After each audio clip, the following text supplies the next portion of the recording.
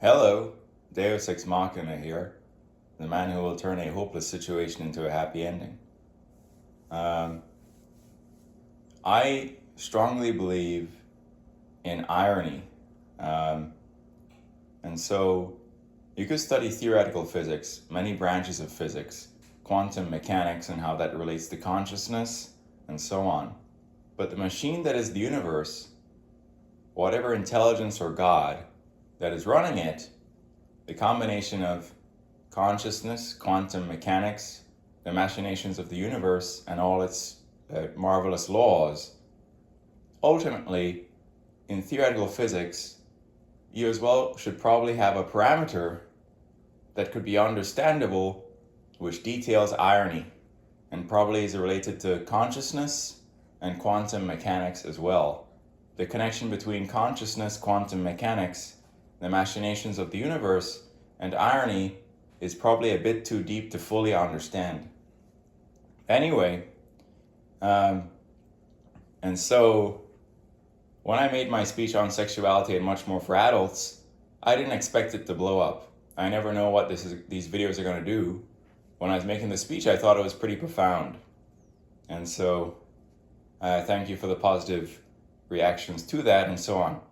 Now, in that video, all the claims were true, and anything false I said, I amended in the description of the video upon listening to it again after it blew up. All right? The claims about my peak size are also pretty much true. All right? But by irony, after I made that video, all right, some time passed, and I actually fell very ill with a high fever and a virus.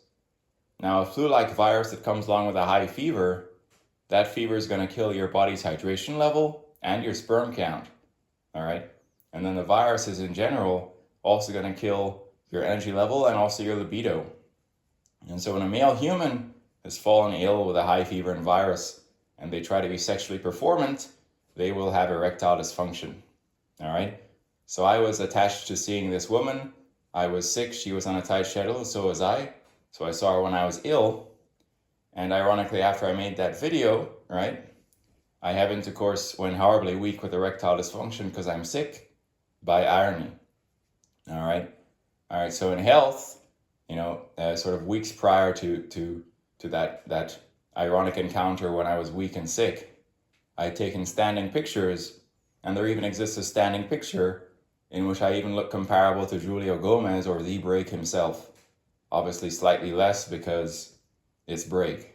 But anyway, and so I figured out how to be sexually performant, maintain peak size with strong legs and core and arms and cardiovascular health and pelvic floor.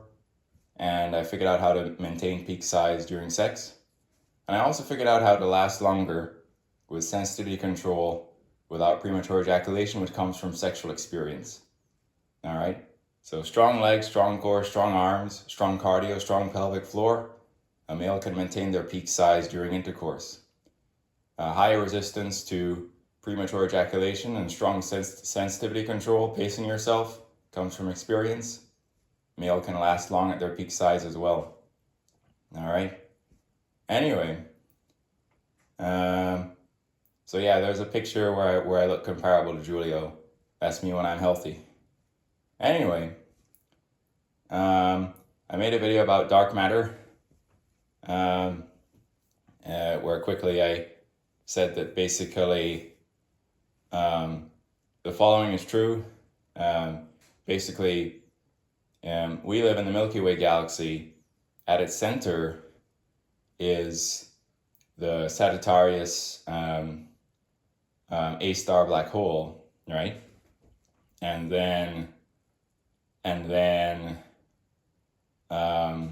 of course, they're the arms of the spiral galaxy, and the stars that are close to the black hole, stars that are further away. And so, basically, what I said is that ultimately we evolved from Newtonian gravity to Einsteinian general relativity. And so basically what's been observed with the Milky Way is that the stars that are on the outer edge of the Milky Way are still orbiting extremely fast, and there doesn't seem to be enough internal mass, the mass of the black hole, the mass of the internal stars and planets and gas and dust, to provide enough sufficient centripetal force to sort of keep the stars on the edge orbiting at that high velocity. And so basically what happened is that to sort of make the gravitational theory sort of correct, we invented this substance, calling it dark matter, that is some undetectable sort of property of space-time where it just has some mass, and basically the additional mass of supposed dark matter is going to provide the additional, sort of gravitational force to enable those outer edge stars to orbit at that high velocity without sort of shooting off into space. Analogy is, you have a yo-yo, it's maximally extended, you're whipping it around, all right? If you whip it around too fast, given the mass of the yo-yo and the tensile strength of the string, there's some point at which the string is going to break, yo-yo is going to fly off, all right? And then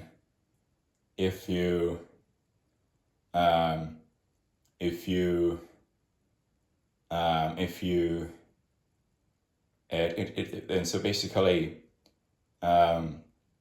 the tensile strength of the yo-yo string providing centripetal force is analogous to the black hole and all the internal stars and planets and internal mass exerting a force on the outer edge stars of the Milky Way. All right. And so ultimately, with known gravitational models, there didn't seem to be enough mass to keep the stars on the outer edge constrained, given their high orbital speed. All right. Now, I think that more likely than there actually being dark matter, all right, the following is more likely true.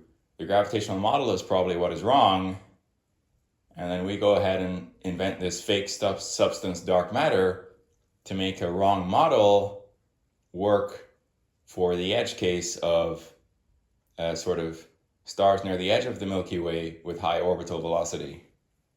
And so basically, and so let's see. And so quickly, how black holes work. Ultimately, they have a singularity. What is a singularity? It's this infinitely dense, sort of very massive thing, right? And so when people, look at pictures of a black hole, all right, they see it may have a large radius or event horizon. Now, the black hole itself is not as large as the event horizon. The black hole itself is an infinitely small singularity. And so, based on gravitational models, the gravity is so intense around a black hole, around the singularity, that at a certain point, this is the point of the event horizon, this is where the escape velocity is precisely the speed of light. So what is escape velocity? You're on the planet Earth. How fast do you need to go to escape Earth's gravity? Similarly, all right, you're near a singularity. How fast do you need to go to escape the singularity of a black hole? And so strength of gravity decays with the distance of some object, right? And so as you get further away from the singularity, the event horizon is the point at which the escape velocity is precisely the speed of light, and therefore, beyond the event horizon, light can escape from the black hole, all right? And so, ultimately, there are two possible scenarios. One is our gravitational model of how gravity decays with the distance from an object is wrong, all right? And the internal mass of the black hole and the internal stars and planets is enough centripetal force to keep those outer edge stars orbiting at their fast orbital velocity. Or there actually is this dark matter in the vacuum of space, all right, where there's not black holes, not planets, not stars, not gas, not dust, that is dark matter which has some mass. All right, I lean more towards the gravitational model is wrong. All right, but the scientific community, when they discover something, they can then look for evidence to find evidence of that thing and then have a confirmation bias because they're looking for evidence to confirm something that was a wrong assumption. And so people have supposedly found evidence of dark matter due to gravitational lensing, where a massive object like a star or something can bend light, where you see light is being bent around a star. All right? And so if you see light being bent around a galaxy, like, okay, the galaxy has mass, it's performing gravitational lensing. All right, then people have seen, okay, light is bending around this galaxy, but the way in which the gravitational lensing is occurring seems to not only be due to the mass of the galaxy, but the mass of the galaxy plus dark matter. All right? Now, I think, again, even the gravitational lensing model as to how gravity bends light could be flawed, as opposed to there actually being dark matter. All right? So I think we need to develop a new gravitational model that sort of excludes dark matter. I think this is more likely the truth, and so on. And so, far away from the black hole, the outer edge of the Milky Way, there's still enough force to keep it at that high orbital speed without it shooting off into space, like a yo-yo, in which the string tension sort of snaps because you're whipping around too fast and the yo-yo flies off. Anyway, all right. So yeah. And so when you're sick, again with some high fever and virus, your body and your penis is mainly water. A high fever makes you dehydrated. High fever is going to kill your sperm count. Virus will kill your energy level, and your virus will kill your energy level and your libido. And so if you have, healthy pictures. I have a healthy standing picture where I look similar to Julio, slightly less than Julio. All right. Then sick me was like thinner and shorter than healthy me, and so on. And so sick me trying to have intercourse was not as long, not as thick as healthy me, and so on. Anyway, so at the present I'm healthy, and I have strong legs and strong core and strong cardio, and strong pelvic floor to maintain my peak size, exerting myself during intercourse and also when standing up. As per the standing picture, I look similar to Julio, comparable to Julio. And further, premature ejaculation, sensitivity control, that usually comes with more sexual experience. So at times older men who have had more sex know how to regulate themselves and maybe less sensitive and be able to last longer at their peak size without premature ejaculation. And so pacing yourself, sensitivity control, staying at your peak size without having premature ejaculation, something that comes with experience. I'm getting better at that.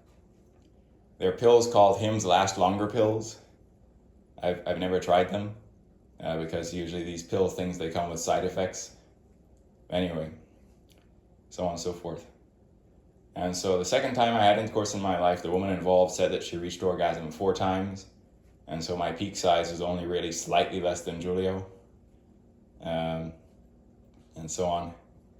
And so on and so forth. Anyway, I think this whole thing's a mess. Penis size varies, vagina size varies. Some vaginas will expand to be 6 inches deep where the cervix is. Some vaginas will expand to be 8 inches deep where the cervix is.